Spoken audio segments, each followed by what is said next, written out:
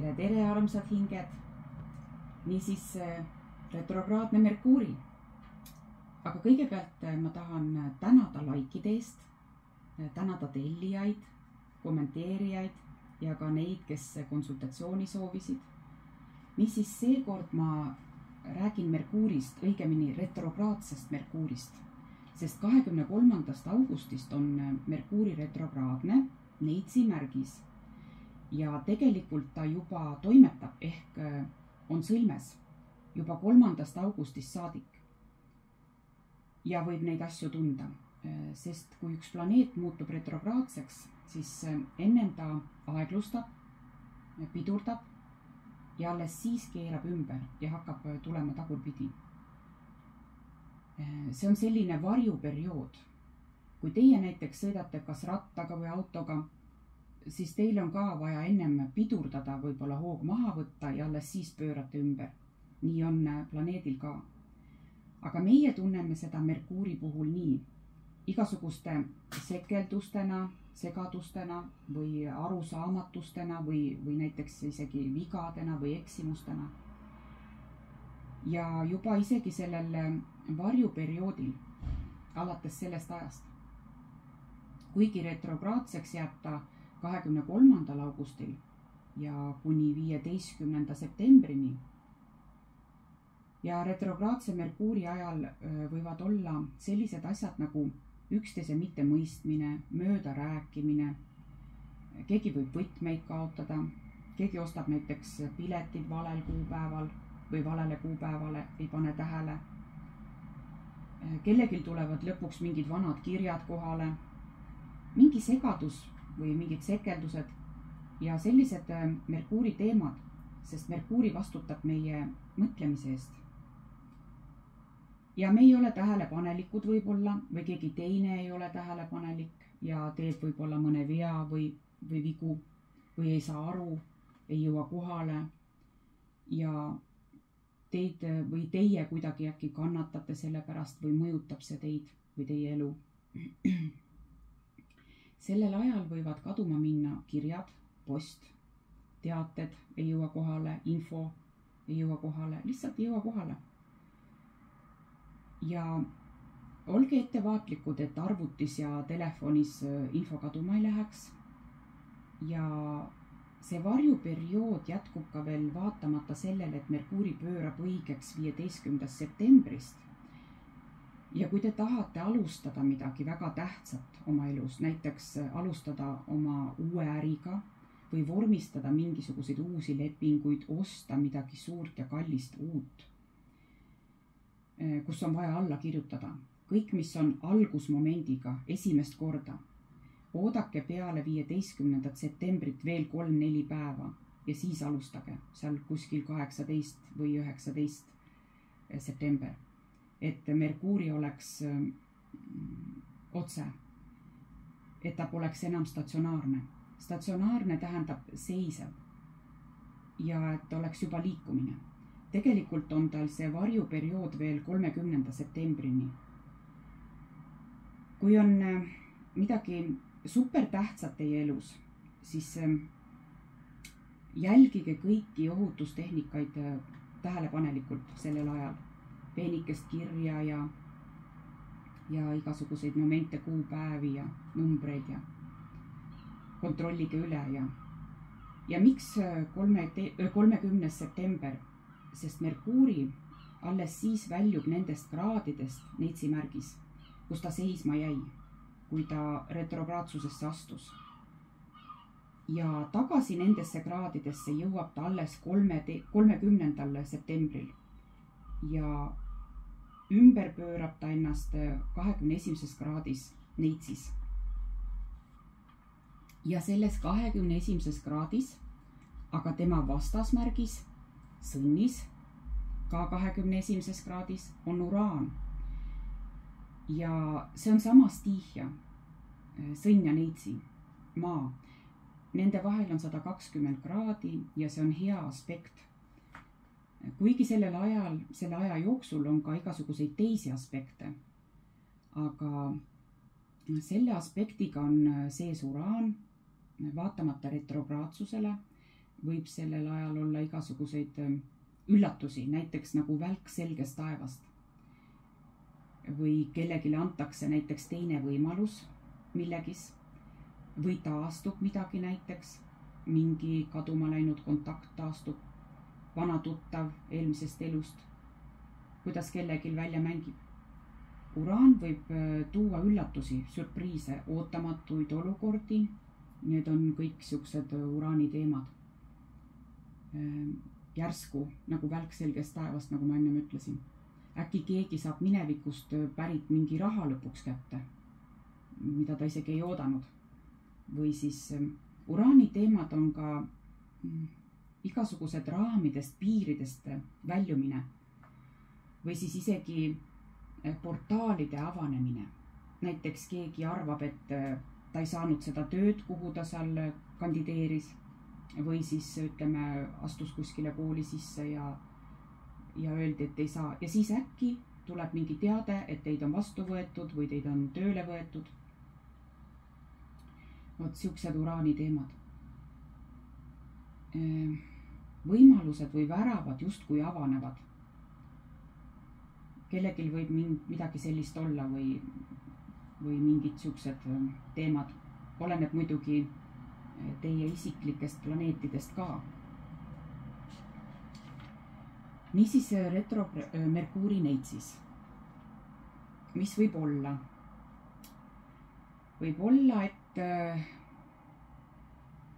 tuleb vahetada mingeid detaile näiteks, luua mingit süsteemi või siis režiimi, raamatupidamine, info, näiteks jälgida detaile või muuta mõni detail kuskil või süsteem äkki, bürokraatia ja kordus mingites kokkulepetes äkki või lepingutes. Võib-olla midagi oleks vaja analüüsida, kontrollida, üle lugeda.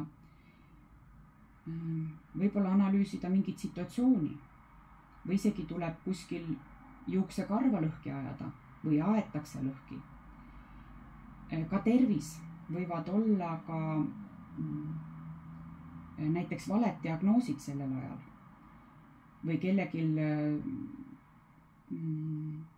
tuleb mingid toitumis-, une-, puhkamisrežiimid muuta või üle vaadata, et tervis paraneks. Või tuleb korrata, üle teha näiteks analüüse uuesti anda, teha jälle midagi, mida te juba ennem olete teinud, uuesti teha, korrata või mingid instruktsioonid, jälgida neid või teha või luua mingeid instruktsioone, süsteeme, korda looma, ümberkorraldus, ülevaatus võib-olla. Kellegil võivad näiteks kaduda mingid andmed, tervisega seotud andmed näiteks, allergiaravi või keegi teist hakkab otsima allergia põhjust ja kui Merkuuri otseks keerab, tulevad vastused või selgus näiteks nendes teemades. Koduloomad ka on need teemad või tuleb kellegil mingeid asju üldse neitsidega ajada. Ja mida siis oleks hea sellel ajal teha või isegi kasulik teha? Hea ongi teha samm tagasi ja vaadata suurt pilti või aeglustuda nagu kunstnik, kes joonistab oma elu ja astub paar sammu tagasi, et üldpilti vaadata. Sina ju ka joonistad oma elu ja võib-olla sa oledki väga detailidesse sukeldunud või hoopis kuskile kinni jäänud ja võib-olla mõjuks värskendavalt teha samm tagasi ja vaadata, äkki on vaja midagi üle teha, korrata või parandada, mis toimub üldse sinu elus. Hea on parandada, remontida midagi, mingite probleemide lahendamiseks on hea, pidada plaani, välja uurida midagi, infot teada saada. Alustada uue asjaga ei ole hea, aga uurida, plaani pidada, mingit infot koguda, mingid saladusi, detaile välja kaevata, eriti mineviku teemades, arhiivid, ehitada mingi kett, üks infolüli, teine infolüli ja nii edasi. Ja autod, teed, lühireisid, tehnika, gadgetid, arvutid, telefonid, mingid rikked või siis remontimisteemad, parandamine, lõpuni tegemised, näiteks mingi pooleli jäänud remondi lõpetamine. Ja olge teedel ettevaatlikud. Ma tean ühte sellist, üks minu tuttav ka retrograadse Merkuuri ajal täiesti sellisel teel, kus ta väga tihti sõitis, äkki ta ei saanud arugi isegi, kus ta on, et nagu tundus talle, et ta on mingis uues kohas. Et umbes, et kus ta sõitma peab ja pärast ise naeris, et kuidas siuke asi üldse võimalik on, et talle tundus nagu täiesti uues kohas oleks. Et siuksed asjad võivad juhtuda. Et mingi segadus on justkui. Nii, ja midagi taastada on hea. Seda, mis on juba ennem olnud. Kordus. Näiteks kohtuasja edasi anda, apellatsioon. Mitte alustada, aga juba olnud asja edasi anda. Ja lepingute ümbervaatamine. Need, mis on teil juba olnud. Nüüd on hea ümber vaadata, värskendada, võib-olla lisada midagi. Nagu ma ütlesin, mitte alustada uuega, aga vana üle vaadata.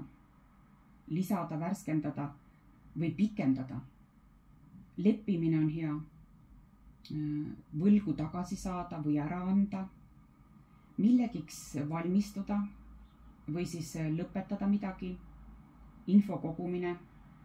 Selleks, et paremaks teha. See aeg ongi antud selleks, et teha vigade parandust näiteks. Näiteks parandada midagi oma kodus või siis värskendada või kodulehekülge värskendada seal või osta kasutatud asju. Näiteks antikvariaat või hoopis puhastada, anda ära, müüa maha, midagi, mis teil enam vaja ei lähe. Dokumendid. Dokumentide vormistamine, aga jälgige kõiki momente. Numbreid, kuupäevi, peenikest kirja eriti. Vaadake, et midagi kahe silma vahele ei jääks. See võib juhtuda sellel ajal. Ja operatsioonid. Kui need ei ole mingid elu ja surma vahelised, siis võib-olla oleks parem üldse edasi lükata, kui Merkuuri juba otse on, et ei peaks hiljem ümber tegema. Aga kordust või ümber teha on hea. Kui teil on juba sellega ennem pistmist olnud, näiteks parandada, et kellelgi on seal ennem juba, ütleme, hambad suhu pantud ja nüüd läheb midagi ümber tegema või parandama või midagi sellist on ju. Vahetada näiteks broneeringuid, pileteid vahetada, ümber vormistada. Kõik, mis on ümber tegemine, parandamine, ka ülevärvimine näiteks, värskendamine, ümber finantseerida näiteks teie krediit, kaubelda, läbirääkimised. Kuid ärge otsustage veel, kui tegemist on mingi uue teemaga, kauplemine on väga hea, hindu võrrelda on hea, plaani pidada, nagu ma ütlesin, osta midagi allahindlusega, hinnaalandusega, kasutatud asja näiteks või valida uuringud igasugused, asja uurimised võivad tulla välja mingid asjad, mis on ennem jäänud kahe silma vahele või mingid vanad asjad, isegi meditsiinis uuringud üle teha, otsida põhjust ja ka auto ja tehnika remont. Aga uut tehnikat ärge ostke. Parem oodake, kui Merkuuri otseks läheb. Ja see oli siis retrograadse Merkuuri jutt. Ma tänan tellimiste eest, laikide eest. Nii ma näen, et teema on huvitav ja ka YouTube'i algoritmid töötavad nii, et siis ta hakkab videot jagama ja seda saavad siis ka näha need inimesed, kellel võib-olla on vaja seda infot ja samamoodi tänu kellegi like'ile saab jõuda sinuni see info, mida sina vajad. Niimoodi töötabki energiavahetusseadus ja olge voolavad ja laske elul voolata. Suur tänu teile ja kohtumiseni, armsad heledad hinged!